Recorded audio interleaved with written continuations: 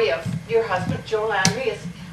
Well, I've written some of it out, and I guess I'll start with what I can think of, and then regards with his service. Okay. When he joined up in '39, he was too young to go overseas without his mother's permission. It wasn't forthcoming, so he had to wait a while to get overseas. He joined the Princess Louise Fusiliers, so killed some time patrolling the Dartmouth Harbor watching for subs.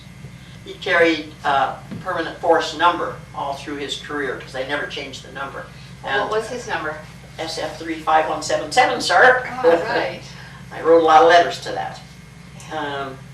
Anyway, when he went finally, he spent some time in England, and then they headed for Italy. All the ships, of course, even going across the Atlantic on the way to England, had zigzagged across so that they weren't a good target for U-boats. So when they started across the Atlantic to Italy, they didn't know where they were headed, of course, but they got into the Mediterranean, and one of the ships in the convoy was bombed. And so Joe's ship stopped to pick up the survivors, and it was a hospital ship. And later years, in 1954, when Stan was born in Truro, the doctor and Joe got talking, and the doctor was one of them that Joe's ship had picked up. So it was amazing, kind of, yeah. And the doctor, they docked in Africa after picking them up, and I don't think originally they planned to dock them in Africa, but after North Africa? Yeah, but after the bombing, they detoured in there, but they didn't stop very long. They let their hitchhikers off, and they got resettled.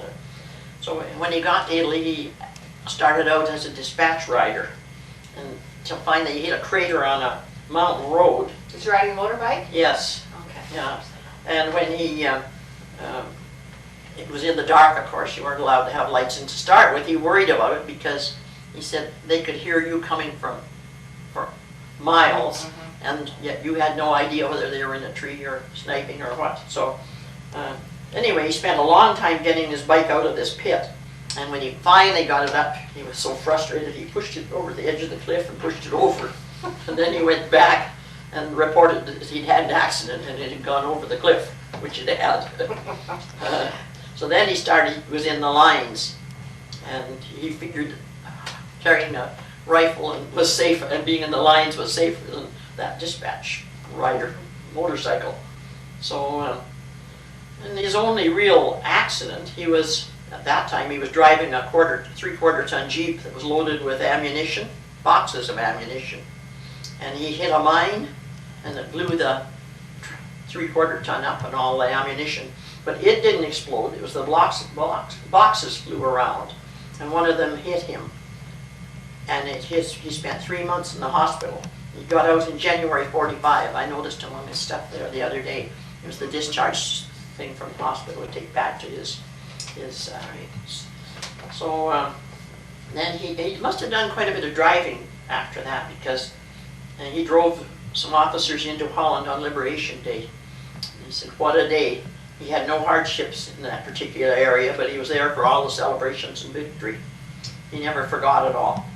When he finally got back to Canada 4 years later, he took his discharge and took a job in a plywood factory. He missed death by inches in there, and it was just a fluke that he was saved. Really? And he walked right out, didn't say goodbye to anybody, just stormed out and went right to the recruiting office and joined up again. It was safer in the army than and he he hadn't been out for the full 6 months. Then it wasn't too long after that he got posted to Whitehorse, and that's where we met. And we were married in Fort St. John, which was the base for the Alaska Highway at that time. Later, the base was moved to Dawson Creek because it was the end of the mile 0 on the Alaska Highway.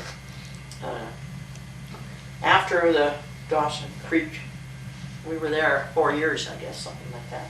Then we went to Halifax, and we couldn't get a house, so we lived in Truro, but he worked out of Halifax. And then when he could, he got a transfer to Fredericton, where it was able to get a house. Then we moved to Camp Gagetown, and while there, he was getting kind of anxious to get out, and being bilingual, they liked him down there, and he was getting kind of cheesed off with it down there, and I was always ready to move, so he got a posting to Newfoundland. So After the Newfoundland stint, we went to Vancouver, then we went to Victoria, and there Joe took his discharge about 5 years earlier than he had to, because